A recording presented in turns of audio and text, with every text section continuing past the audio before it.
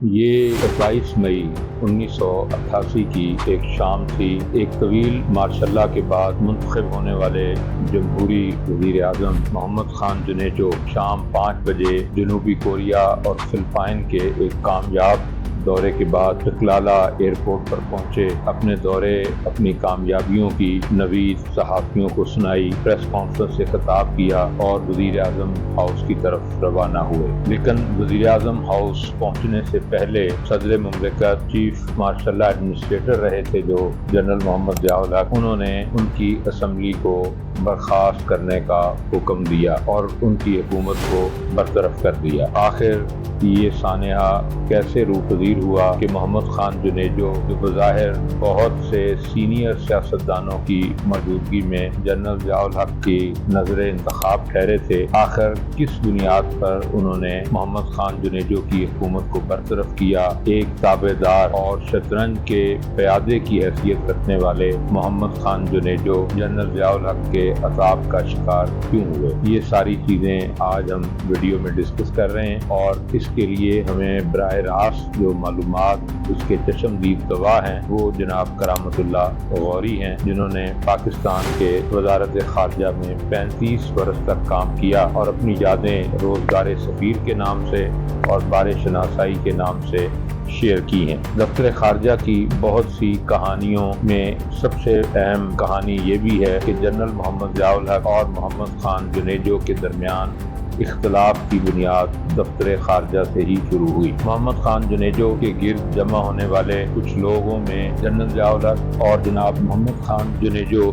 کے درمیان اختلاف کی بنیاد بھی دفتر خارجہ ہی تھا۔ امور مملکت کے وزیر خارجہ زین نورانی تھے جو محمد خان جنیجو کے قریبی رفقا میں شامل تھے، اور ان کی سب سے بڑی خواہش یہ تھی کہ وہ دفتر خارجہ پر مکمل گرفت پا لیں اور جنرل ضیاء الحق کے قریبی صاحبزادہ یعقوب جو 1982 سے وزیر خارجہ کے منصب پر فائز تھے ان کو چلتا کریں، اور اس وقت روس جو گھٹنے ٹیک چکا تھا اور افغانستان کے ایشو پر جنیوا مذاکرات ہو رہے تھے جس کا پاکستان ایک اہم فریق تھا، زین نورانی صاحب کی یہ خواہش تھی کہ اس کی قیادت میرے ہاتھ میں آ جائے۔ اس سے پہلے اپریل میں ایک بڑا سانحہ اوجڑی کیمپ کے نام سے ہو چکا تھا، اور وزیر اعظم محمد خان جنیجو اوجڑی کیمپ کے حوالے سے ایک تحقیقاتی کمیشن مرتب کر چکے تھے، اس کی رپورٹ مرتب ہو چکی تھی، اور شنید یہ تھی کہ وزیر اعظم اس دورے کے بعد اوجڑی کیمپ کے سانحے کی تفصیلات جس میں کچھ جرنیلوں کو اس کا ذمہ دار ٹھہرایا گیا تھا اس کی رپورٹ منظر عام پر لانے والے ہیں۔ یہ کچھ وجوہات تھیں جو جنرل ضیاء الحق اور جناب محمد خان جنیجو کے درمیان وجہ نزاع بنی۔ محمد خان جنیجو سندھ سے تعلق رکھتے تھے، ضلع سانگڑ تھے، اور اس سے پہلے ایک کابینہ میں مغربی پاکستان کے وزیر ریلوے بھی رہ چکے تھے۔ جنرل ضیاء الحق صاحب جو 10 سال سے برسر اقتدار تھے اور سیاسی چالوں سے خوب باخبر ہو چکے تھے، اور جو سب سے اہم بات کرامت اللہ غوری صاحب نے شیئر کی ہے کہ وہ مضبوط اعصاب کے مالک تھے، اور ان کے چہرے اور ان کی باڈی لینگویج سے ان کے کسی عزم اور ارادے کا پتہ نہیں لگایا جا سکتا تھا۔ 27 مئی کو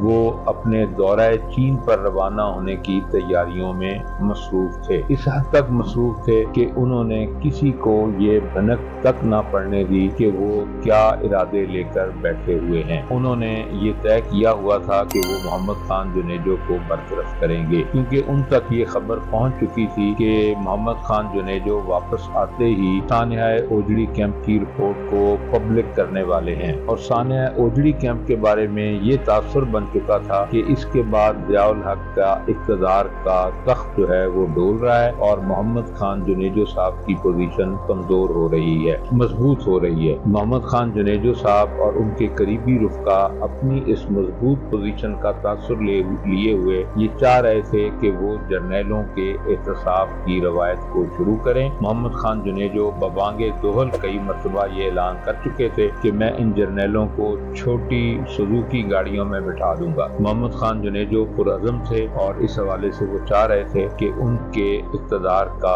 یہ سورج ان کے غروب ہو گیا، اور وہ دوبارہ اسی پوزیشن پر آ گئے جہاں سے وہ چلے تھے۔ جنرل محمد ضیاء الحق نے الہی بخش سومرو جیسے سینئر سیاستدان کو خوب شیشے میں اتارا، ان کے وزیر اعظم بننے کی خبریں میڈیا میں چلیں، لیکن اچانک ایک دن اعلان ہوا اور ٹی وی پر دیکھا کہ پیر پگاڑا کے معتقد اور ان کے مرید محمد خان جنیجو جو رکن اسمبلی تھے، ان کو وزیر اعظم کی حیثیت سے حلف کی دعوت دی گئی اور حکومت بنانے کی دعوت دے دی گئی۔ یہ محمد خان جنیجو صاحب کا پس منظر تھا۔ سندھ سے تعلق کی وجہ سے صدر ضیاء الحق یہ چاہتے تھے کہ سندھ سے ہی ایک وزیر اعظم آئے جو ان کا تابع فرمان ہو کر چلے۔ محمد خان جنیجو صاحب کے ساتھ کئی دورے، کئی یادیں کرامت اللہ غوری صاحب نے شیئر کی ہیں۔ اس میں ان کی سنگاپور کے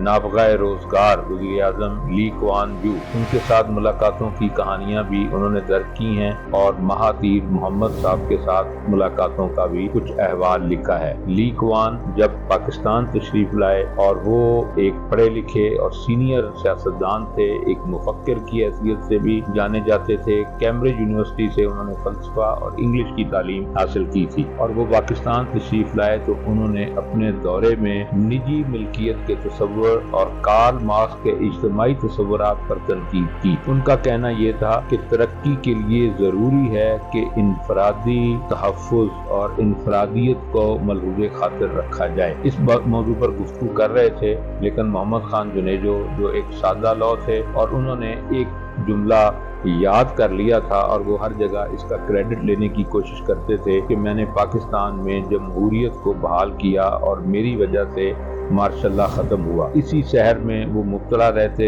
انہی یادوں کو شیئر کرتے، ان کے پاس کوئی واضح ایجنڈا اور وہ چیز بظاہر نہیں تھی۔ اسی طرح کی کچھ یادیں ان کی ملائیشیا کے دورے کے حوالے سے بھی کرامت اللہ غوری صاحب نے شیئر کی ہیں کہ کس طرح وہ ملائیشیا گئے، مہاتیر محمد صاحب کے ساتھ ملاقات ہوئی، اور مہاتیر محمد نے ان کو یہ آفر دی کہ وہ پام آئل کے ریٹس پر نیگوشیٹ کرنے کے بجائے اور پام آئل کی تجارت بڑھانے کی بجائے پاکستان کے ساحلی علاقوں میں پام آئل کی کاشت کا منصوبہ بنائیں، ملائیشیا ان کی مدد کرے گا۔ آپ یاد کیجئے کہ یہ بات 85 سے لے کر 88 کا جو محمد خان جنیجو صاحب کا دور ہے، اس دوران یہ آفر ہو رہی تھی، اور مہاتیر محمد جیسا بڑا مدبر اور ملائیشیا کو ترقی کی راہوں پہ گامزن کرنے والا یہ چاہ رہا تھا کہ وہ پاکستان کی یونیورسٹیوں میں اپنے ملائیشین اسٹوڈنٹس کے لیے کچھ کوٹا حاصل کرے۔ جب وفد کے ارکان نے ان کو یہ بات بتائی کہ ہمارے لیے یہ ممکن نہیں ہے اور ہماری یونیورسٹیز میں وسائل کی کمی ہے، جناب مہاتیر محمد نے وسائل کی بھی آفر کی۔ آپ دیکھیے کہ کس کس انداز میں ہمارے حکمرانوں نے، ہمارے ان لوگوں نے جو ارباب اقتدار تھے، ملک کی ترقی کی راہوں کو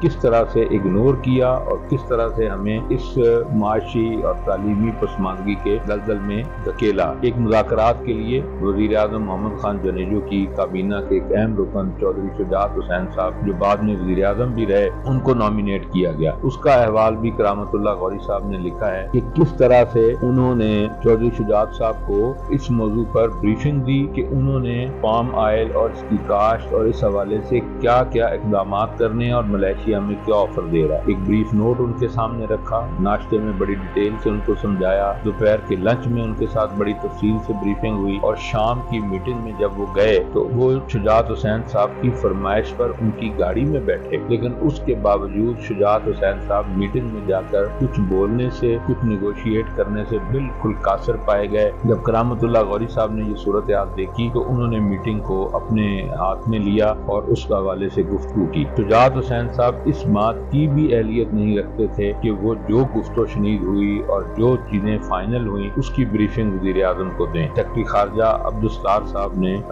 کرامت اللہ غوری صاحب کو کہا کہ وہ محمد خان جنیجو وزیر اعظم کو اس حوالے سے بریف کریں کہ انہوں نے کیا کی ہے، اور بات یہ ہو رہی تھی کہ کس انداز میں کس طرح کی سادہ لو اور ہمارے لوگ حکمران ہوئے، اور انہوں نے کس کس انداز کے اندر ہمارے ملک میں ترقی کی راہوں کو آگے بڑھنے کی بجائے، انیشیٹ لینے کے بجائے اس کے رستوں میں رکاوٹ بنے۔ اقربا فربری اپنے قریبی لوگوں کو نوازنا، اور اس کشمکش میں انہوں نے وطن عزیز کا وقت کس طرح سے برباد کیا۔